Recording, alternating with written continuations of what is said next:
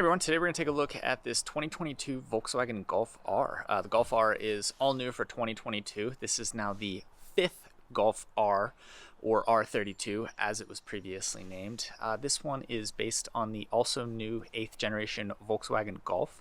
It uses an updated version of Volkswagen's EA 888 2-liter turbocharged 4-cylinder engine. In this case, it makes 315 horsepower. And because this one has a 6-speed manual transmission, it makes 280 pounds-feet of torque. But if it were optioned with the 7-speed dual-clutch automatic, it would make 295 pounds-feet of torque. So the automatic-equipped Golf Rs make an additional 15 pounds-feet of torque. There's an updated all-wheel drive system in this fifth Golf R, or Mark 8 Golf R, as you could refer to it. It now has the ability to not only send power front to rear, but there's also a torque vectoring component that allows power to be sent from left to right, which has allowed for the inclusion of a new drift mode feature. Volkswagen generally takes an evolutionary rather than revolutionary approach to updating its vehicles, and that's generally the case with the Golf R. So this one is still similar in size, similar in form factor, similar in overall formula, but there are some big changes to the interior. It uses a new infotainment system. It uses new interior design and a lot of new interior components that we'll get to in greater detail in a minute here. So let's do a little tour of this new Golf R and then take it for a quick drive around the block.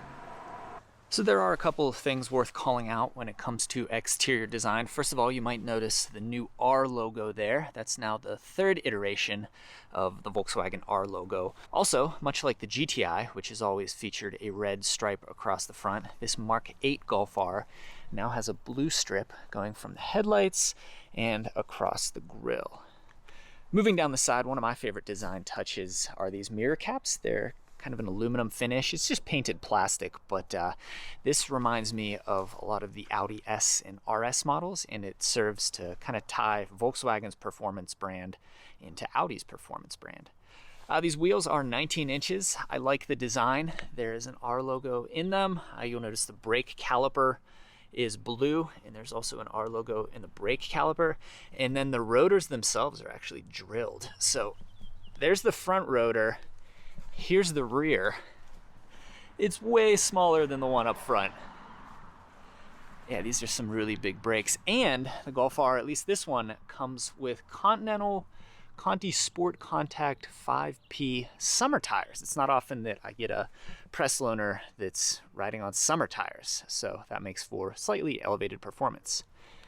You'll notice an R trim piece kind of stuck onto the fender here. Nice big panoramic sunroof up top. Comes all the way back to here. Moving around back, and again, evolutionary, nothing revolutionary here. So the taillights are maybe a little bit more intricate than on the 7th generation Golf, but still derivative. There's only one emblem back here, and that's just the R logo that sits beneath the Volkswagen emblem. So nothing here, nothing there. Spoilers a little bit more aggressive, we'll say, than in previous iterations of the Golf R. So you can see air actually goes down beneath it there, and yeah, it's a little bit bigger. And there's this black bit as well. My favorite feature, and this has been around I think since the Mark 5 Golf, is how you access the rear hatch. So the Volkswagen emblem is actually a handle, and the backup camera actually lives under there as well. Cargo volume on the Golf has always been pretty good. I actually owned a 6th generation Volkswagen GTI, and I was able to haul a lot of things in it. And yeah, about the same size back here, so not a huge departure from the Golf general formula. Underneath here, I think that's a subwoofer, no spare tire.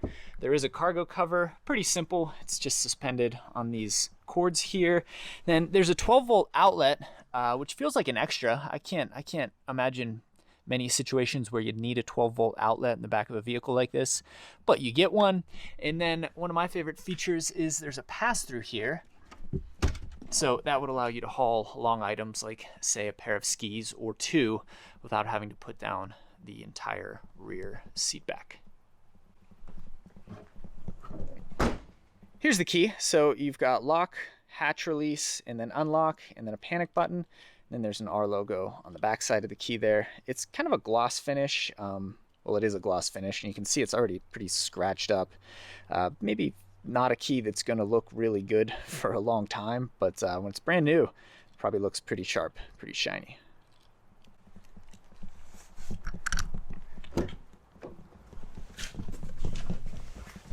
So let's take a look at this window sticker. So this is a 2022 Volkswagen Golf R 2.0T. The exterior color is lapis blue metallic. It is equipped with the 6-speed manual transmission. The only option when it comes to the Golf R, I guess there are a couple, color, so lapis blue, and then the only other color options are white or black, and then transmission. So if you were to go with the 7-speed dual clutch automatic, that adds, I think, $800 to the MSRP. So as equipped, factoring in a $995 destination fee, this one comes to $44,640 if you wanted the dual clutch automatic at about $800 to that. EPA rates the Golf R at 20 mpg city, 28 highway, and 23 combined. That's honestly not that impressive. I've reviewed a few other vehicles that make more power than this and are rated at higher highway mpgs. I'm not sure what fuel economy would be with the 7-speed dual clutch automatic, but these days these dual clutch automatics generally return better fuel economy than their manual counterparts. I've been seeing about 23 to 25 miles per gallon depending on how aggressively I've been driving. We'll go ahead and turn this on. So we are in neutral.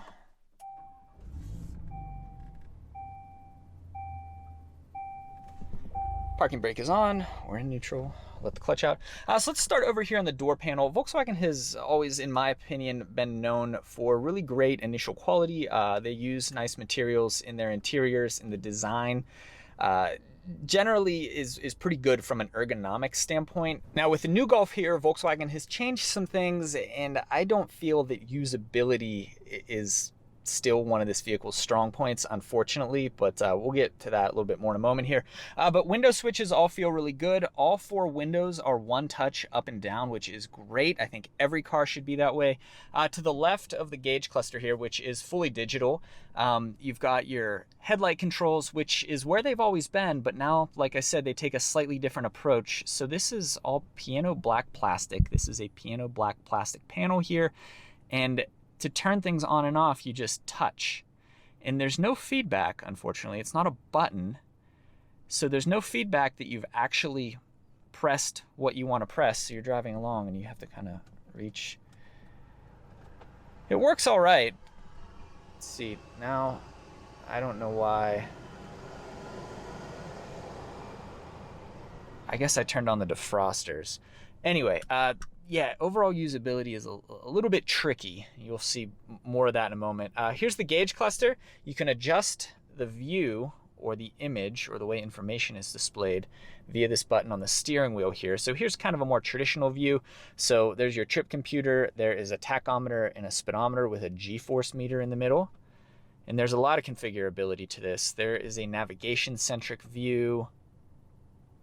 There's an active safety-centric view. There you have a digital speedometer in the middle. There is a tachometer-centric view, which is fun with the manual transmission. And then this is kind of a more futuristic view. That's a tachometer up top there. And then a G-force meter. This will tell you what gear you're in. And then a digital speedometer in the middle there. As for the steering wheel, these Volkswagen R and even GTI models have always had this fun, sporty steering wheel design. This one's pretty chunky. The bottom isn't as flat as in prior generations. I kind of miss a big, chunky, flat bottom, but it's kind of flat right there. There are some thumb slots here. We like that. And then overall, the wheel is just a little bit thicker than normal and kind of easier to grab and make a sharp turn if you want to do that. Perforations here are nice. You'll notice blue stitching. If this were a GTI, that would be red stitching. If you go with the 7-speed dual clutch automatic, you get nice big paddle shifters right here. Based on photos, looks like they're maybe about that big, which is cool. Makes them easier to use when they're big. The steering wheel takes the same kind of touch plasticky approach as well as the rest of this interior. So to go up and down, your volume buttons are right here, and at least the steering wheel kind of clicks, but again, the feedback isn't really localized because this is all just one piece here. So when you go volume down, that whole piece is moving. So I've gotten used to it over the course of a week here. I really didn't like it at first. I've kind of learned to tolerate it, but still, it's not my favorite approach to design. It feels like a cost-saving measure. Over here on the right, you can adjust some of the menus and views on the digital gauge cluster here. So you press this button here and you can cycle through a few different things. So you can pull up like a compass and all kinds of other things there. And then there is a heated steering wheel in the Golf R, which is nice if you experience cold weather. Moving over to the infotainment system and this whole center stack. The infotainment system is pretty much all new with the 8th generation Golf here. It's hard to tolerate a subpar infotainment system here in 2020, given that every automaker has had about 15 years now to design one of these things. But you've got all these different menus here. Here's kind of an overall hub view. So you've got music, navigation, and then vehicle and telephone. Then over here on the right is some more trip computer information and a little bit of information on your phone there. There's this home button that is kind of like the home button on your phone. The really frustrating thing, though, is that they've routed all of the climate controls through the infotainment system. So, in most vehicles, you'd have fan speed, temperature, and then like defrost and things in a separate hub down here. In the new Golf, though, you have to push the climate button, and then and only then can you say adjust fan speed or adjust the direction. They do have some more futuristic feeling menus here. So rather than having to direct the air to your feet, you can just press cool feet. That's kind of fun. Or warm feet. We want to go though, and yeah, it's not the most intuitive system. Like I'm trying to, there we go.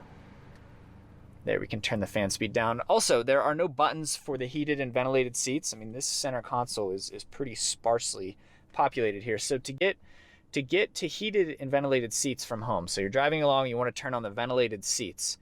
So you press that, and then as you're driving, you have to press that. And again, there's no feedback that you've actually pressed it, so it's tricky. It's distracting, and over the past 20 years, we've established a better way to do this. So to see Volkswagen regress with this new Golf is frustrating, to say the least, especially because, at least in the case of the Golf R, the driving dynamics of this vehicle are phenomenal. So I will say that this whole new approach to infotainment and the way you interact with the cabin, it feels like Volkswagen's next generation design here. And unfortunately, it feels like a big step backwards.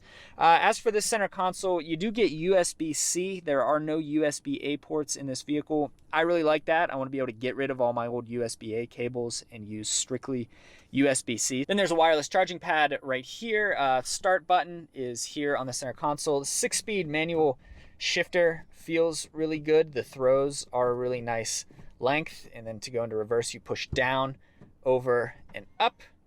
Here's the backup camera. It's really not great. Maybe not the absolute worst that I've experienced, but the image is pretty distorted, unfortunately. I would have hoped that when redesigning this vehicle, Volkswagen would have taken the opportunity to use a new part for the camera, but it seems like they're just reusing the same old crappy camera that they've been using for about a decade now. The only other button on this center console is an electronic parking brake.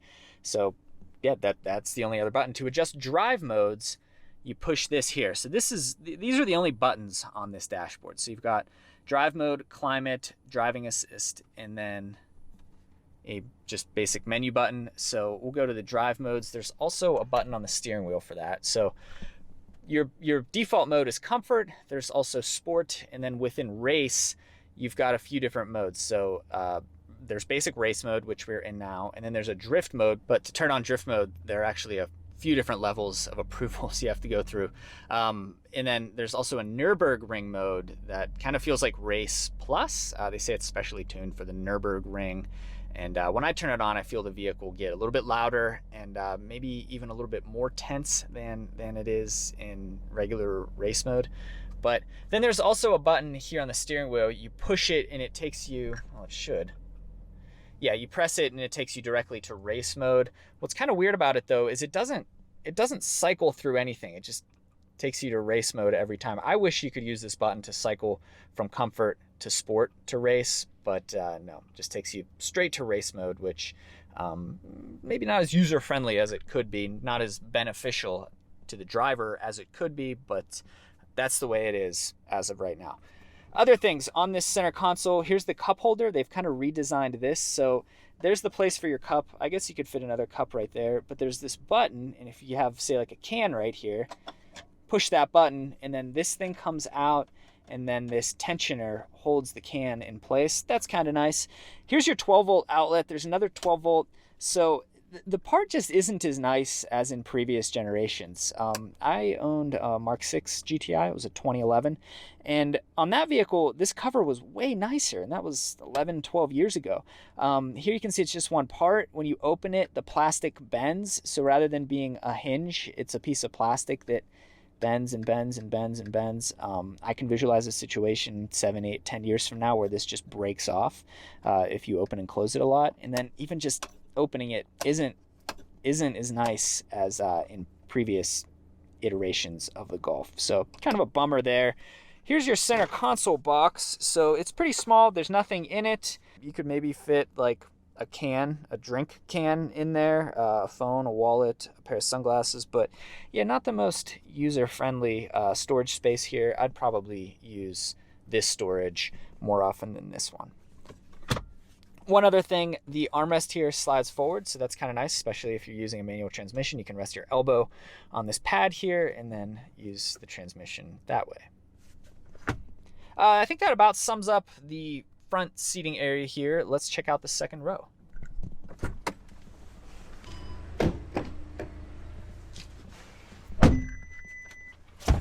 Okay, I hauled my bike in here this week. I guess I'd better wipe off the seat there. That's from my tire, but that'll come right off.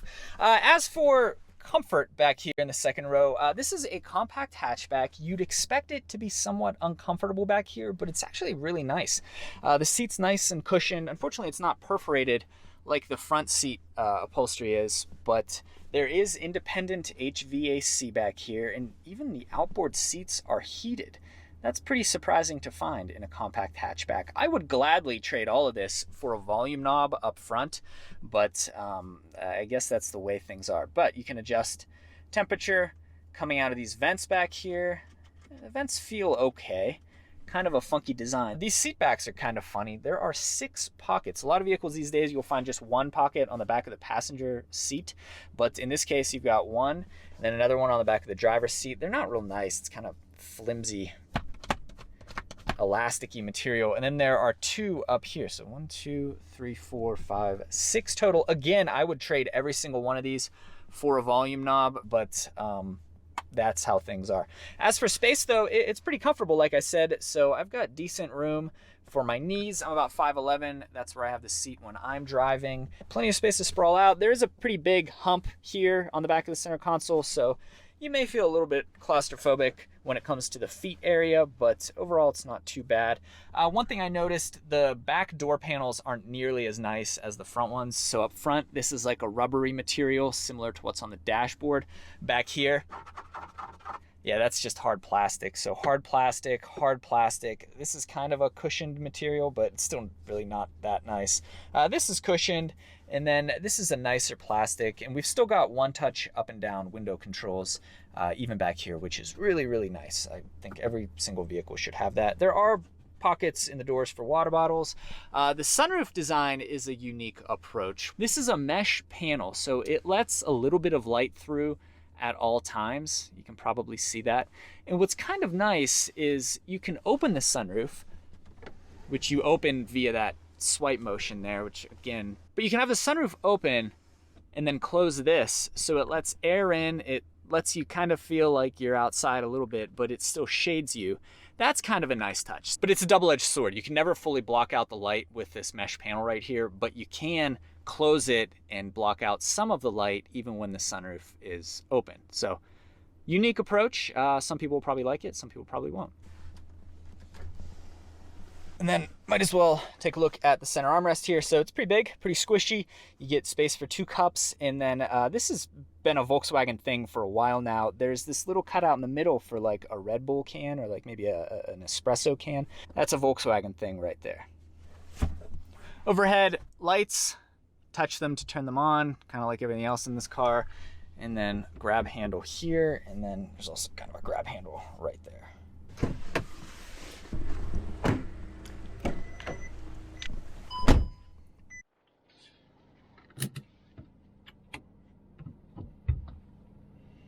Okay, going for a drive in the new 2022 Volkswagen Golf R.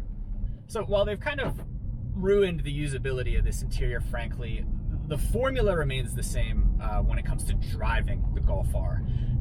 It's pretty perfectly balanced in my opinion.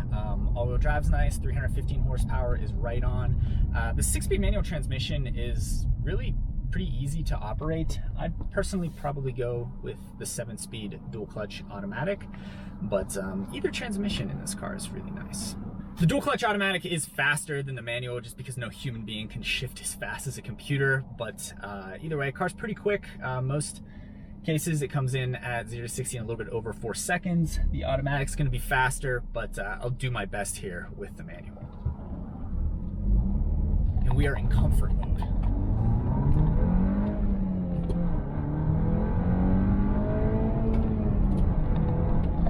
There's 60, it cut out because I approached red line there, but that's something kind of weird about this car. I find myself approaching red line pretty often, and that's not usually the case with other manual transmission vehicles, but it's still pretty quick. 0 to 60, like I said, a little bit over 4 seconds. I've seen it clocked at a little bit under 4 seconds, depending on who you ask, but yeah, transmission's really easy to use. The car's quick. Yeah, there's always power. In this car, 30 to 50 miles per hour is really fun.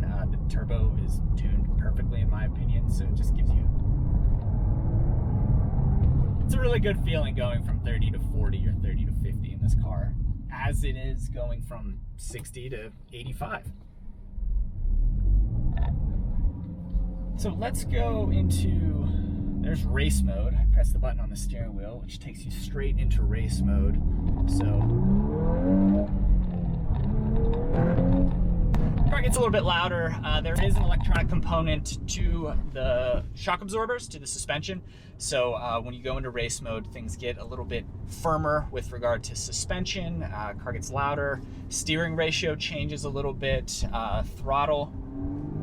Yeah, the throttle is a little bit more urgent than it is in comfort mode. And then sport mode's just a nice middle ground. So third gear, going over our speed bump there at about 17 miles per hour. Certainly don't want to go over any faster than that in this vehicle.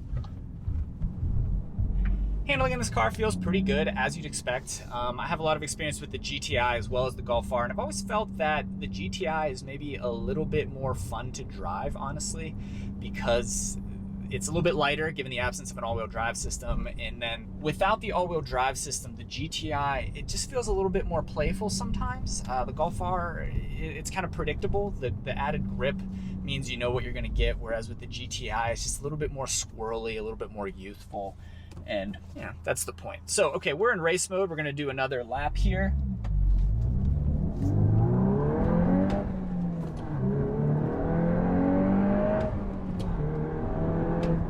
There's 60 miles per hour again, so a little bit quicker in race mode, I think. The car's certainly a little bit louder, a little bit twitchier.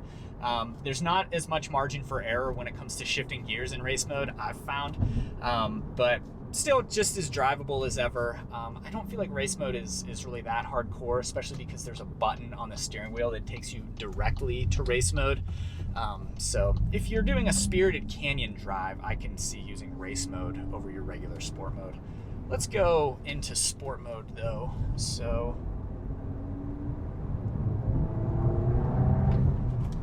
yeah, sport's really just a nice middle ground. I will say I really love this manual transmission. I'd go with the dual clutch automatic if this were me. I love paddle shifters, I like launch control, and I like a vehicle, and I just like a vehicle that you don't have to be shifting all the time if you don't want to. But as far as manual transmissions go, this one's really forgiving, pretty user-friendly, pretty intuitive. The throws are really nice. The clutch catch point is about where you think it would be. And I've been driving a manual since before I had my driver's license, but I've never felt that I've been really good at it. But with this car, I feel like I'm pretty good at it. So I don't know what that tells you there. I guess that it's just an easier manual transmission to use than in some other manual transmission cars I've driven.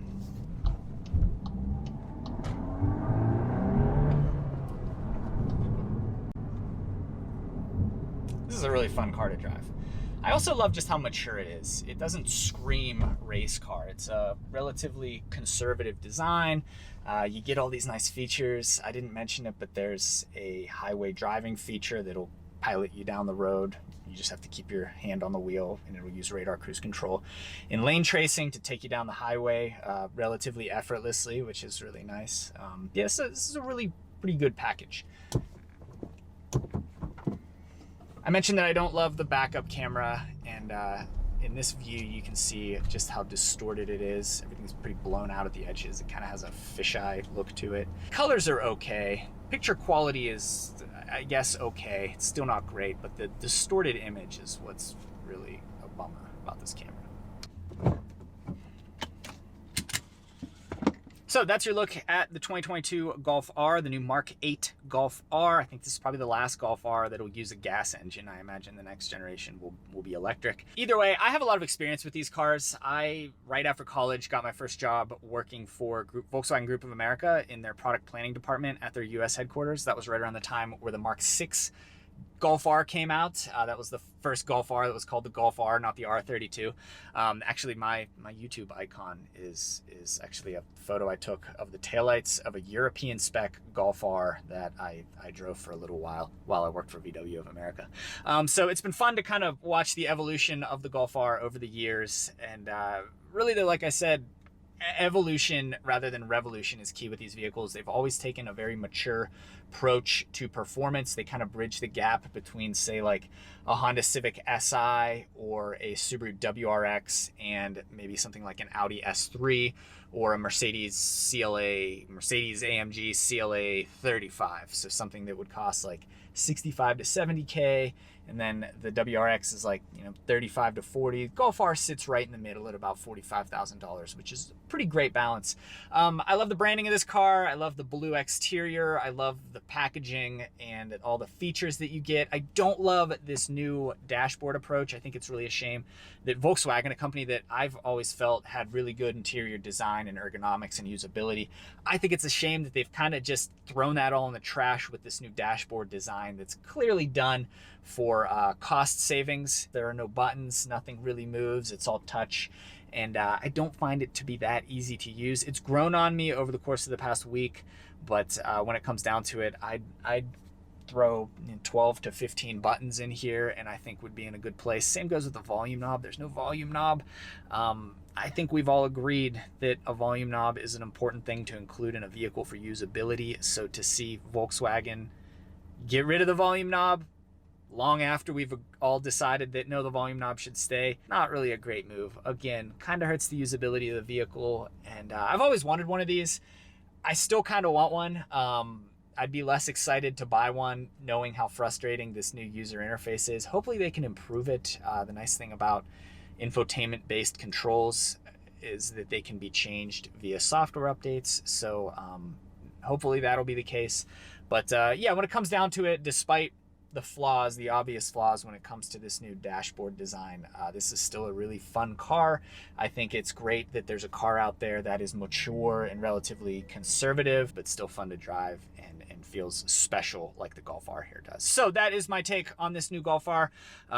Still really like this car, and I've had a lot of fun driving it this week. Thank you for watching.